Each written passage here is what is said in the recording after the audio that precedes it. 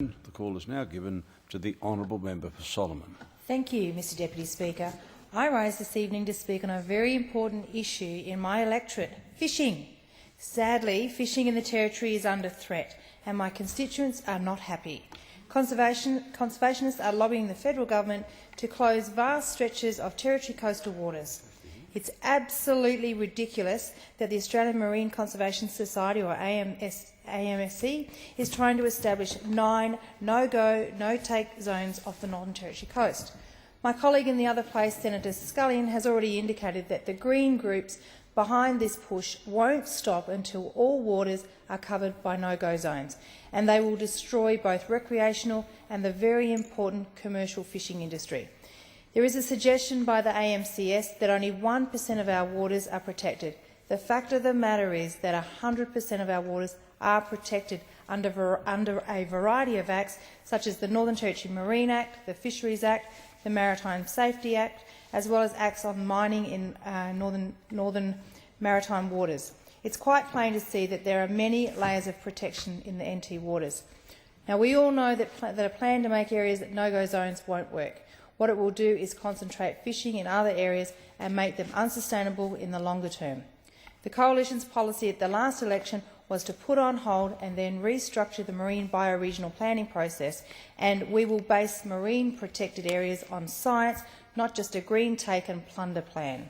So concerned are my constituents that they are organising a rally this Saturday, the 5th of November at Stokes Hill Wharf. I've said that I will join the hundreds of very upset fishermen and fisherwomen who are protesting against the proposed no-go zones.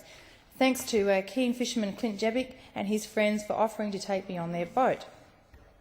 When reporting on the rally last week, the northernterritorynews.com.au had a catchy headline which stated, "Here's some boat people to truly fear."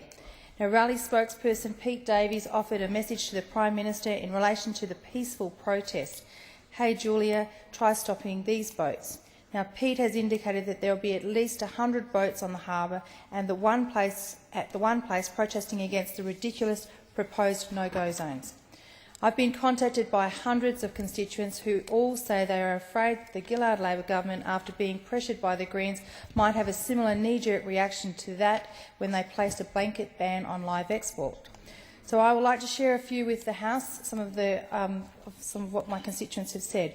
Chris F. of Larrakia: "I feel strongly about this because the organisation AMCS has not done the necessary investigations before proposing the bans. Recreational fishermen are the eyes of the water, particularly here in the Northern Territory, where there is such a small population and the lack of resources to police these types of areas. Living in the Northern Territory, fishing is a dominant part of our lifestyle, and we do it responsibly, adhering to the strict bag limits." This from Paul S. of Jingaloo: "I'm appalled at the unnecessary and unwanted intrusion of the Territory way of life by the AMCS in seeking to close the vast areas of Territory fishing areas." Luke H. of Milner: "We fishermen of the Northern Territory have always led the pack in terms of fishery management, and we will continue to do so. Fishermen of the Northern Territory will happily look at fishing reform when the science supports it, but we will not stand by and accept no-go zones, especially when the science does not support it."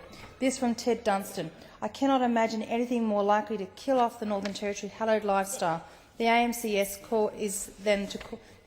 called a federal government to establish 9 non-fishing zones in the top-end waters is the mark of abject ignorance of what makes the Territory so special to all who value it.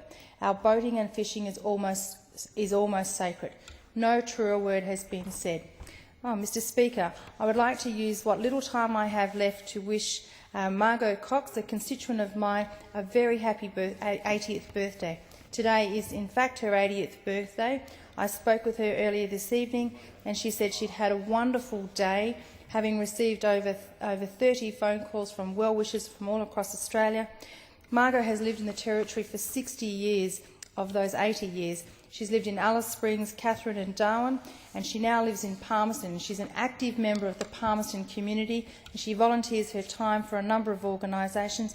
She's a member of the Senior Songsters, who are legendary in the Palmerston area. So I wish Margot a very, very happy birthday. Thank you.